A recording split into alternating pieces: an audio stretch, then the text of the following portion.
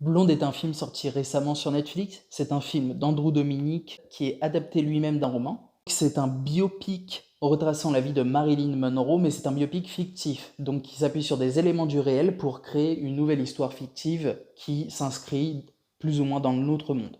Le film a été au cœur d'une polémique que je ne trouve pas pertinente vis-à-vis du cinéma. C'est pour ça que je voulais revenir sur les bons points de ce film. Tout d'abord, on a la cinématographie, c'est vraiment le meilleur point du film selon moi. Il y a eu un travail vraiment minutieux sur le fait de recréer les photos iconiques de la vie de Marilyn Monroe.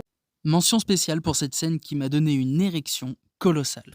Et même en dehors de l'aspect recréation de photos iconiques, on a vraiment des scènes qui sont époustouflantes, notamment au début du film. Quand la mère de Marilyn conduit la voiture, on voit un Los Angeles en feu. Le fait que ce soit un biopic fictif, ça permet à l'auteur de digresser sur la réalité. Et donc ici, on a le parti pris de voir Marilyn en tant que victime. Tout le long du film, Marilyn se fait malmener, que ce soit par sa mère, ses maris, les producteurs d'Hollywood. Le fait de prendre Marilyn comme personnage principal, c'est vraiment astucieux dans le sens où, qu'on soit fan ou non, on connaît forcément Marilyn Monroe. Dès le départ, on va avoir une sorte d'empathie pour elle parce que elle fait partie du décor d'Hollywood.